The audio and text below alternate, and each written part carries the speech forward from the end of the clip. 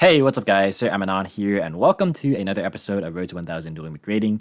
So this time it's going to be the fourth day of me testing Phantom Knights, and I did go ahead and decide to actually make a second week in this series for this deck, so if you guys are a fan, definitely should be pretty exciting. But this is going to be a match against Trap Shaddolls. Yet again, we did play against this deck last week, and I guess it's really popular on ladder at the moment. I've been running into it quite a bit myself, and I've been watching other matches where it's been popping up. So maybe you guys might be running into it on your own Dueling Book rated adventures. But if you guys also have been noticing and be keeping track of the rating and the record in the bottom left corner, you'll notice that I did actually go from 4 wins to 6 wins. This definitely can't happen where I decide to omit games if they are not interesting or if they feature like people quitting early, things of that nature, because we want these to be good quality or relatively good quality games, at least at the point where the match is finished, right? So I'm surprised actually that hasn't happened before, because historically in this series that happens quite a bit. But this is pretty good as far as just marking progression, I guess. But we're going to go ahead and check out the deck list. And this is, again, the exact same one as I played in last week's episodes on both Wednesday and Friday. I didn't actually make the changes that I am about to make going into the rest of this week's episodes. I did get some pretty good feedback and comments from you guys in the latest video, so this will definitely be changing, but I did play a lot of these games kind of on the same day in the same session, which is why, I didn't make any changes there. I just wanted to have, again, a bigger sample size of games under the same list so I can make kind of more educated changes, if you will. But still liking the 50 card idea, just making sure that you draw the bricks less often, and you still have a plethora of good engine and non-engine cards kind of evenly distributed, so that's pretty good. But that's going to be enough about the deck, so let's go ahead and just hop into the gameplay here. Our opponent is going to win the RPS and is going to opt to go first. Not really anything too surprising. It is a trap variant, so it's a lot more defensive in nature. So our opening hand going second is double copies of Forbidden Droplet, Skullmeister, Fog Blade, and Torrent Scales. So this hand, we've seen it, again, we just keep drawing Torrent Scales, it's really good. But yeah, this hand, apart from that, is not great in this matchup because the Droplet mainly isn't going to be super live a lot of the time. It is Shaddolls, but they don't typically make Winda turn 1 most of the time. They're usually just setting cards and passing. So these are not going to be super useful. Whoops. You accidentally saw a Shaddoll Hedgehog there, but yeah, my opponent's going to set that, and then 2 back row, and then pass. We're obviously not concerned about that as much as we are about just what the back row of the hand traps could be. Luckily, we do draw a copy of the Silent Boots for turn, and that is quite nice to pair with our Torrent Scale opener. So we're going to go ahead and normal summon the Torrent Scale. My opponent is thinking in this window, but decides to let the summon go. So I'm thinking that, okay, there's likely a punishment back there if my opponent's waiting in this, or thinking about this just on summon. So that's something to keep in mind. Now, I go ahead and use the Torrent Scale, and I pitch the Fog Blade, kind of learning from the previous episodes that this is just really good to have in graveyard going second against traps. But then I'm going to just go and pitch the Ancient Cloak. Even though I already have Boots in hand, this just grabs another extender for free, which is going to be Shade Brigandine. So that's pretty good. And then here, my opponent actually decides to use, not Punishment, but Dinomischus on the Torrent Scales. And you might be wondering why my opponent didn't just do this on summon, but you'll see that in just a second here. So that's going to banish my Torrent Scales and then actually send a copy, or discard rather, a copy of Shaddoll Aerial. And the way that these cards interact is that the Dinomischus targets as the activation requirement, and then as the effect, discarding a card is part of it. So these cards actually do get to trigger because they are discarded by a card effect or sent to the grave via card effect. So now that Ariel is able to actually target my entire graveyard, which forces me to chain the Fog Blade, which again, just more proof as to why sending the traps here is really strong. But we are going to go ahead and just grab the cloak back, and because we drew the Silent Boots return, thankfully, we do still have a play, so we can just special summon this Boots out, which is pretty good. And here I decided to actually go ahead and straight up overlay, and I don't go into Cherubini. For one, I don't want this to get banished, but for another, because I'm still expecting that there's possibly a punishment due to this, the way that the Torrent Scale kind of like stayed on the board my opponent was thinking in that window. Even though like they had Dinomischus, like it still very well could be punishment, right? So I decided to just go ahead and use the Break Sword here to try and see what the back row is. My opponent is actually going to use the punishment there on summon. Now, this is possibly risky, to be fair, because when attached for cost, this could lose really hard to Ice Dragon's Prison. I'm just assuming more so that's punishment. So I mean that definitely could be a factor. Like you could definitely have made a case for I should have probably gone for like uh Cherubini instead, which is reasonable. Like I could have maybe done Cherubini send a copy of like Torrent Scale perhaps. Then I could like maybe boot searched and then trigger the Torrent Scale, which like would have played better around Ice Dragon's Prison. It really just depends on what back row you're anticipating. I feel. I really did think it was punishment though. And again, just from like the previous match that I played, like this seems to be coming up a lot. So just wanted to get that out of the way. My opponent does use it, and which it will trigger my break sword, but my opponent does get to send the App Cologne here. Now I'm going to actually use the break sword as chain link 1 because I'm turn player, and then my opponent is going to use App Cologne as chain link 2, which gives me a window to use the Skullmeister as chain link 3. So that is kind of just nice the way the chain worked out. So we're able to go ahead and bring back our 2 monsters. They are now level 4, so we can't make a copy of Cherubini with this. So we're instead just going to make a copy of Verite Anaconda and then go for Dragoon, which is totally fine because it's a simplified game state at this point. We chewed through opponent's disruption, like their back row, and we now just have a very strong monster that's pretty hard to deal with. We're going to Cloak for a copy of Torrent Scale, and then we're going to Boots for a copy of Fobblade. My opponent does actually have an Ash in hand that they opt not to use this entire time. And I honestly didn't think it was an Ash as I was playing. I thought it was just like maybe an engine card, maybe like a Shaddoll monster or like a fusion spell perhaps. So I'm just like trying to set up my hand to where I'll have good follow up and still be able to disrupt my opponent during their turn because I could like set Fobblade and Droplet, keep the other Droplet in hand, and then keep the Torrent Scale in hand. So this is like follow up, and then this is a way to pitch for Dragoon, and then I have more negations. But my opponent decides to scoop as soon as I use the Dragoon effect to pop, and that is going to be the end of that game. So yeah, my opponent did have in total 4 ways to disrupt me, if you like counting the aerial and the Dynamiscus separately. But we never really gave my opponent a time to Ash that was profitable. Given the fact that my opponent decided to just let the Torrent Scale go to try and get value off the aerial, which was fair. And again, like the play I made maybe could have lost to other back row cards, so it kind of definitely just depends. I really was certain though that we could have just forced it out with the break sword, and that would have been pretty good there. But we're gonna go ahead and move now into game 2. Let's just go over the siding pattern really fast. So this is going to be just the general kind of trend that we're going for. Opting for the Lightning Storm over the Cosmic because I anticipate that we're going second, and just having more blowout cards is very, very nice. And apart from that, not really anything too surprising or shocking. Just a lot of back row hate in general because it is a trap-oriented deck. So let's just go ahead and now move into game 2. Our opponent is going to elect to go first again. If you guys are enjoying this commentary, definitely be sure to leave a like on the video and subscribe if you're new here and want to see more commentaries similar to this style.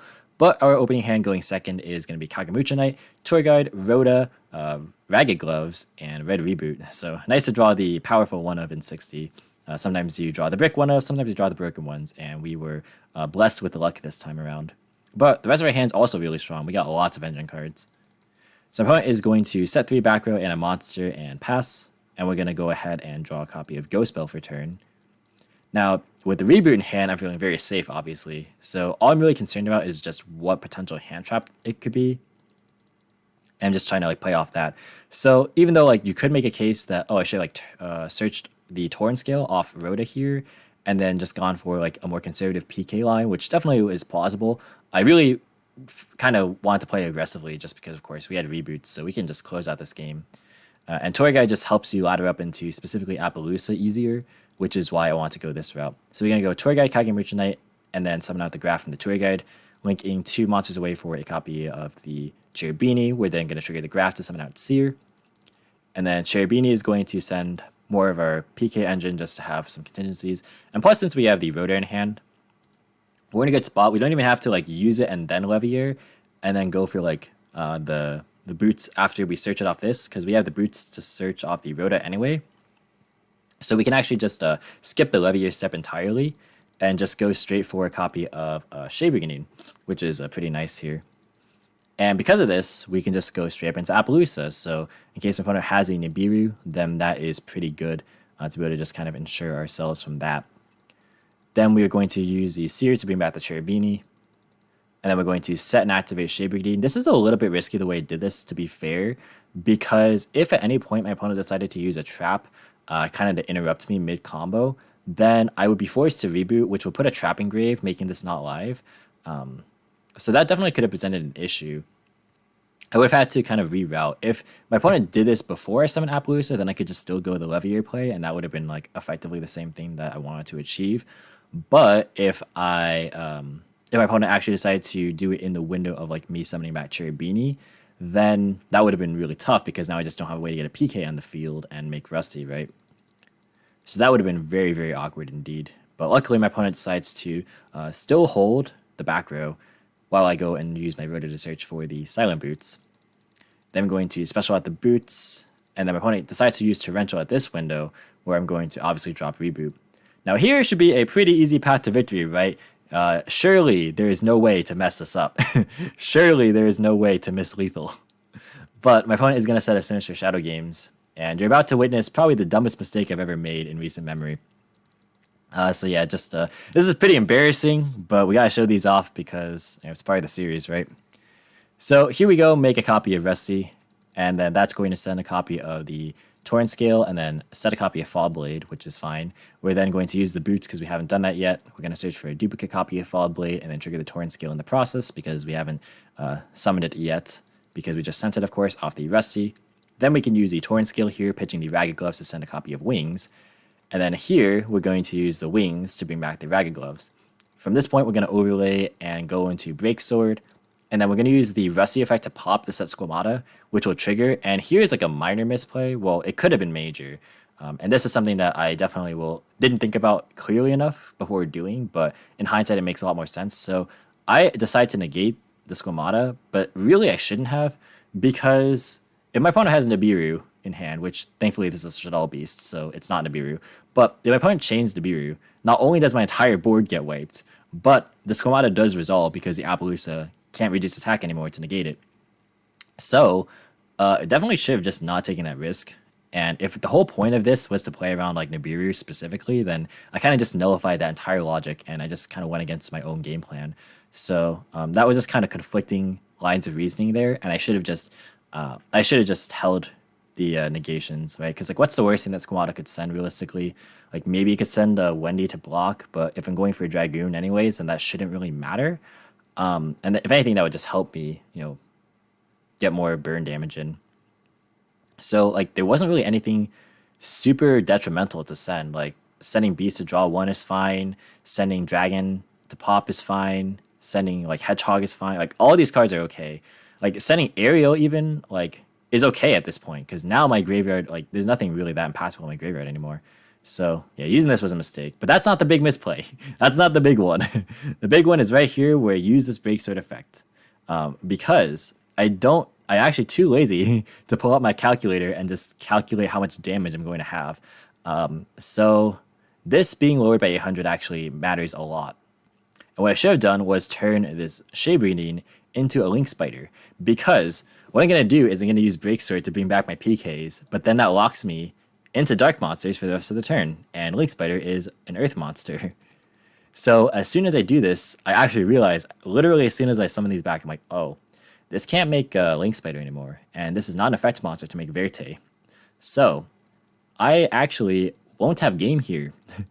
We're going to make the Verte Anaconda and make our copy of Dragoon. But we actually have 35 plus 21 is 56, plus 16 is 72. And that is 800 shy of lethal. So this Link Spider, or if this was a Link Spider, would be an extra 1,000 attack, and that is very much relevant here. So that is definitely really bad. Even if I like tried to use Verte to make my Appaloosa into a dark and then negated it with Dragoon, I would lose 500 and then gain 1,000, but I would still be 300 shy of lethal. Even if I pitch the Fall Blade, I can't summon anything back because I already resolved the Anaconda. So yeah, that is the embarrassing misplay. Just be careful to sequence correctly is all I can say. There's not really anything to dissect here. It's just a really stupid mistake. One that I don't characteristically make, but I guess it can happen from time to time. I got a bit careless, honestly. That's all what it really boiled down to, is I just was not careful. So we just attack, and then realize that we don't have game, and then we pass. I don't bother to set this because I figure that between Appaloosa and Fall Blade, it should be good enough, and I want to keep this in hand for Dragoon. That way it would enable the extra pop when I bring back Break Sword for Rusty Zone. So I'm still feeling fairly good about this, even though I'm like, oh, now my opponent has like a lot of back row to work with and can try and dismantle my board. So here comes Sinister Shadow Games, and my opponent notably flips this one, so I actually know that this middle one is also another Shadow Games, because that one was set off the red reboot here. So I decided to let this go, of course, and then the Hedgehog is going to be sent. I do decide to negate this because I just don't want my opponent having extra potential material to either combo with like fusions or just even like link with or anything. I figure just not giving my opponent even any value is okay. Shadow Games number 2 comes down. That's going to send a copy of Wendy, and I decide to get her as well with the Appaloosa.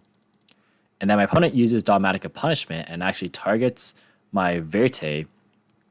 I found this to be interesting because my opponent could have easily tried to like force my Dragoon by just popping the Appaloosa, right? Maybe my opponent thought I would still use the Dragoon to negate the punishment, but here I'm like, nah, I'm totally okay with this.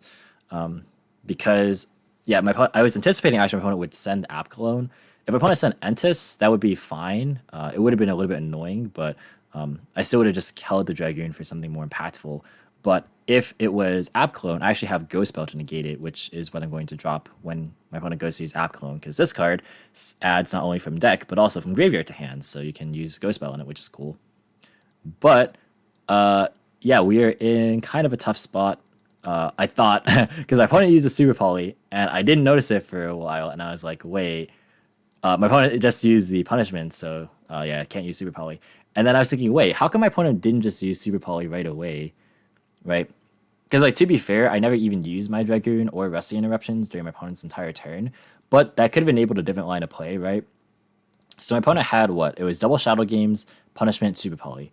So if you Super Poly these two monsters, right, and then summon out, like, Starving Venom, which I assume is a target, you make that, and then you can Punishment away the Appaloosa, and, like, even if like my opponent decides as an App Clone and have Ghost Spell for it, my opponent now has double Shadow Games, and I don't have Appaloosa anymore to negate. So my opponent would have gotten a lot more value and could have tried to have gone for just more plays, and my entire board would have been wiped.